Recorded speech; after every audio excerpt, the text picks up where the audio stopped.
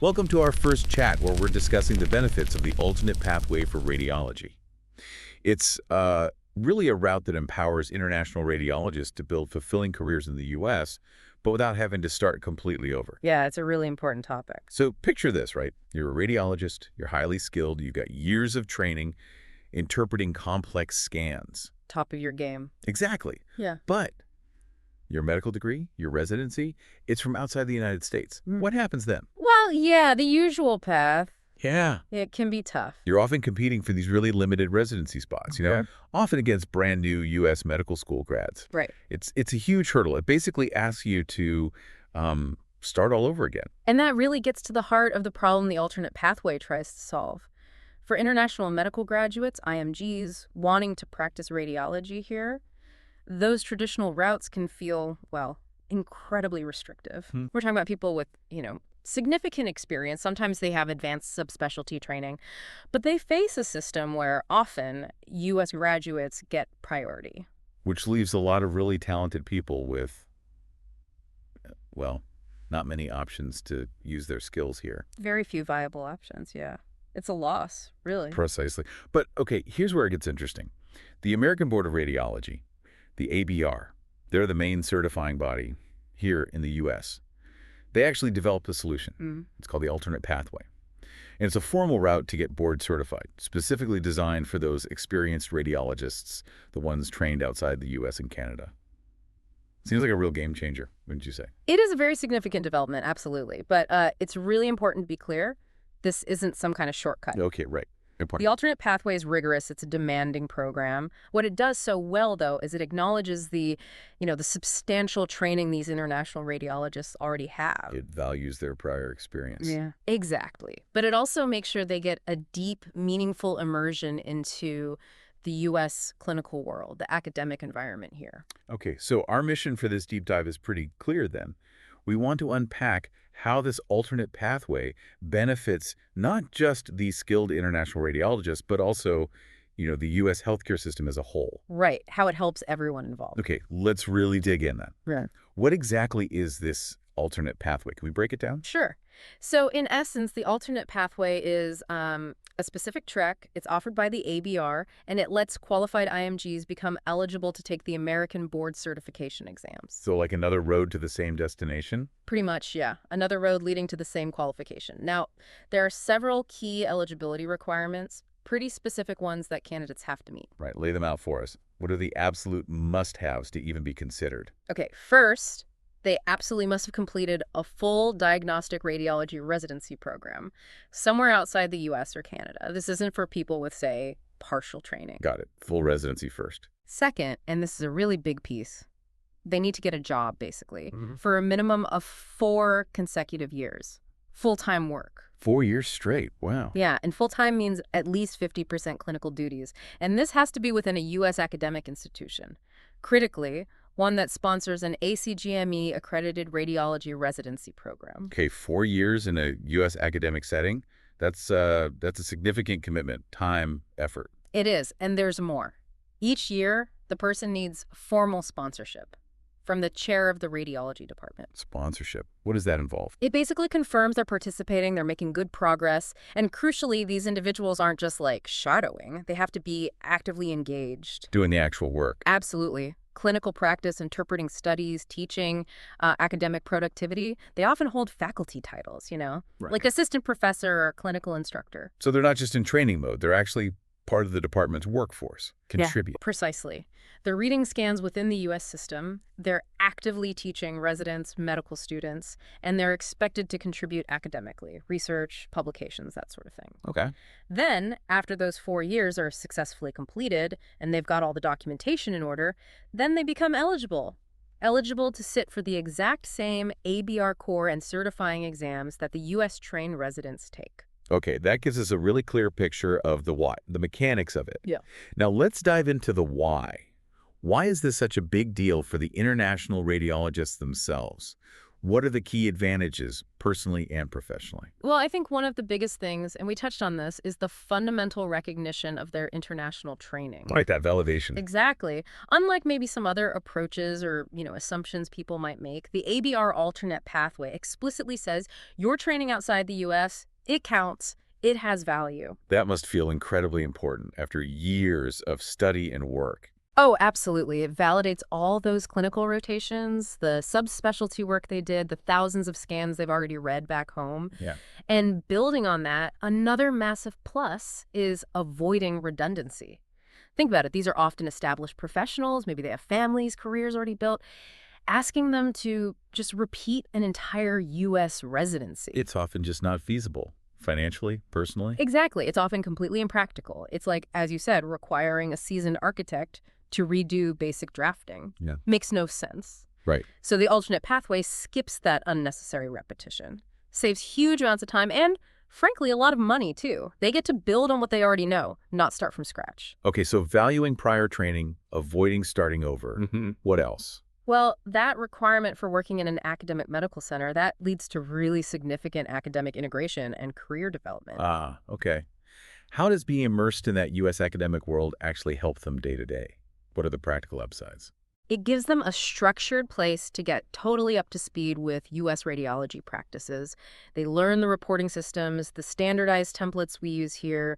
They get involved in multidisciplinary conferences, the tumor boards, things like that, which are so key for patient care. Collaboration. Yeah. And they get direct experience teaching U.S. medical students and residents.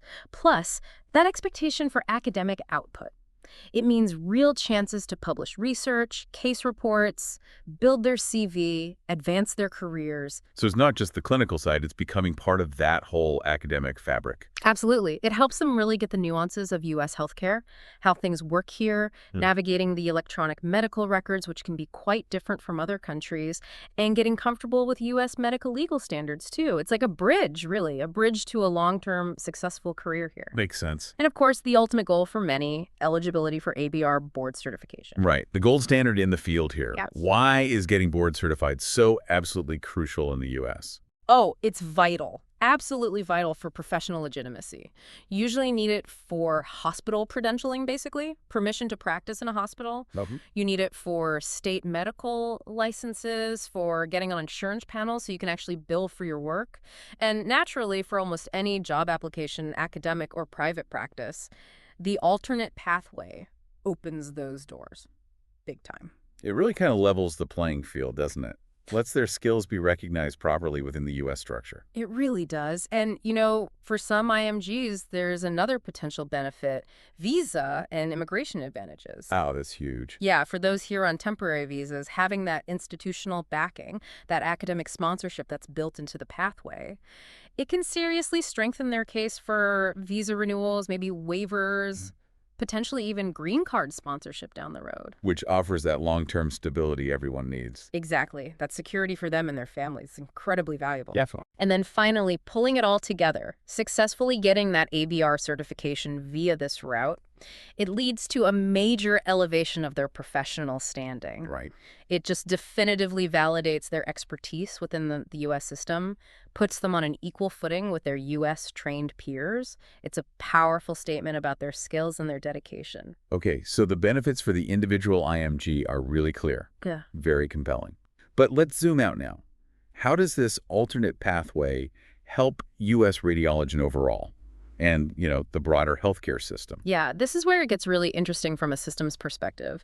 One of the big challenges we face in U.S. healthcare is addressing workforce shortages. We hear about that all the time. And radiology isn't immune, especially in rural areas, underserved communities. The alternate pathway gives us a way to bring in experienced international radiologists, people ready to contribute now, and meet those clinical demands. Without that long delay of making them do residency all over again.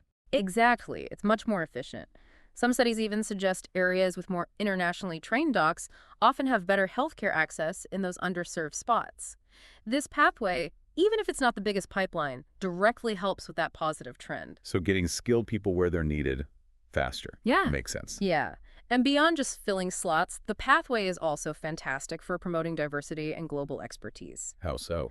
Well, IMGs bring incredibly unique clinical backgrounds. They've often seen different disease patterns, maybe worked in really high-volume settings overseas.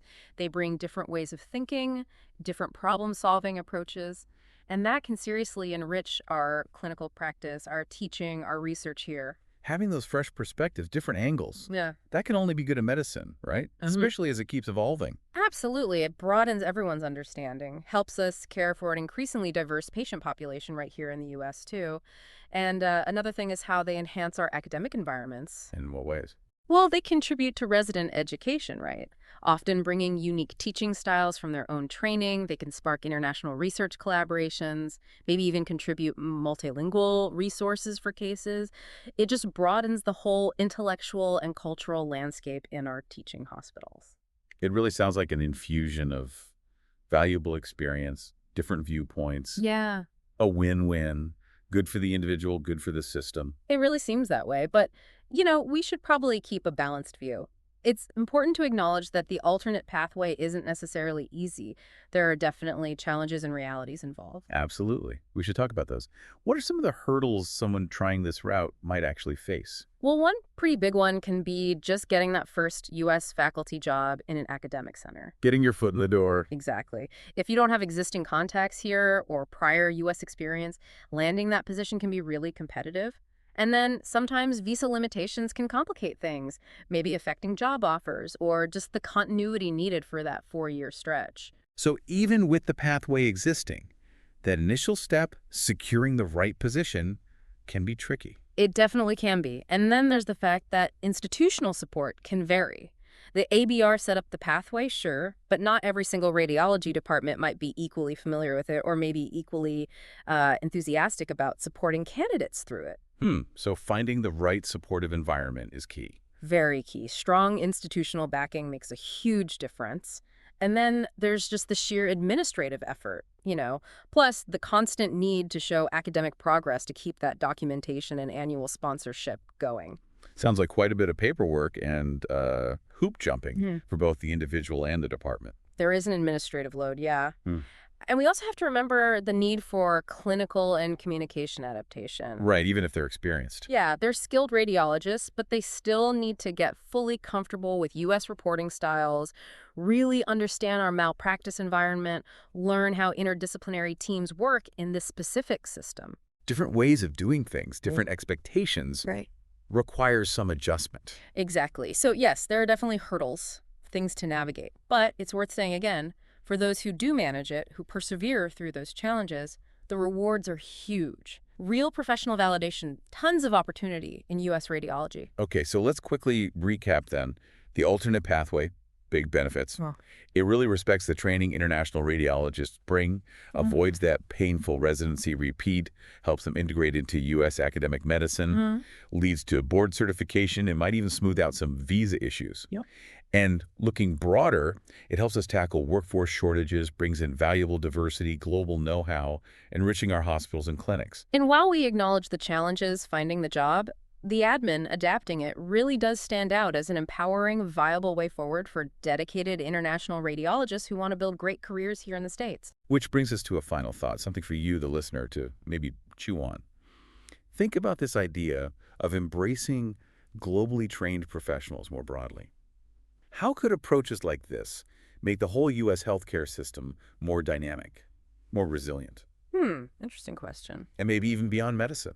What other fields, what other professions in the U.S. might really benefit from creating similar pathways, ways to recognize and bring in talent and expertise from around the world?